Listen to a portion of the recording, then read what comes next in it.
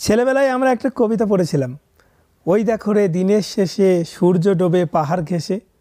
কথাটা কে বলেছিল আমি জানি না সত্যি, কিন্তু যেই বলে থাকুক না কেন সেই ব্যক্তি নিশ্চয়ই পাহাড়ে ছিল, না হলে এত সুন্দর একটা কথা কোথায় পেল সে? সত্যি কথা, এত সুন্দর একটা জিনিস না দেখলে সে কখনো এত সুন্দর কথা লিখতে পারে না। পাহাড়ের পিছনের দিকে সূর্যটা ডুবে গেছে, চাঁদ ওপরে দেখা যাচ্ছে, জাস্ট অসাম, এত সুন্দর, মানে দেখলে মনোমুগ্ধকর। আসলে সানসেট জিনিসটা, সানরাইজ সানসেট জিনিসটা খুব সুন্দর লাগে, কিন্তু পাহাড়ে আমার মনে হয় একটু বেশিই সুন্দর লাগে।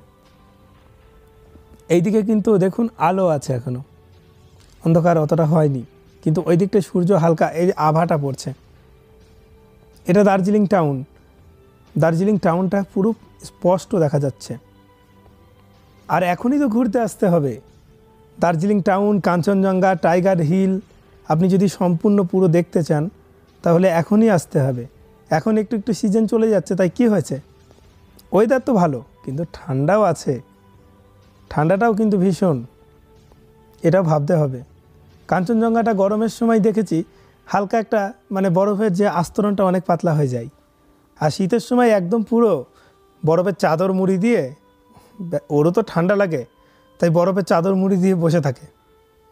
যাই হোক, আমাদেরও ভালো লাগে দেখতে। কাঞ্চনজঙ্ঘা এক একটা সময় এক একটা রকম রূপ দেখায়। এই সাইডটায় আসলাম, এই সাইডটা থেকেও খুব সুন্দর কাঞ্চনজঙ্ঘা দেখা যায়। ওই যে সাদা অংশটা দেখছেন ওটা কিন্তু কাঞ্চনজঙ্ঘা। আমার মোবাইল তো খুব ভালো, তারপর আমি গাড়ি করে আসছি এক জায়গায়, সেখানে একটু দেখানোর চেষ্টা করলাম পাহাড়ের রাস্তাগুলো কী সুন্দরভাবে গোল গোল করে ঘোরে, একটা রাস্তার ওপর একটা রাস্তা। আর পাহাড়ে এসে কখনো কিন্তু কোনো দিন গুগল ম্যাপের ওপর ভরসা করে চলবেন না, তাহলে সার্চ করবেন দার্জিলিং, চলে যাবেন কার্শিয়াং। পাহাড়ে কিন্তু আঁকাবাঁকা অনেক রাস্তা, গুগল ম্যাপও বলতে পারে না। এটা কিন্তু যারা পাহাড়ে এসেছেন এবং গুগল ম্যাপ ধরে চলাফেরা করেছেন তারাই বুঝতে পারবেন, তারা বলতে পারবেন, কারণ তাদের এই অভিজ্ঞতাটা আছে।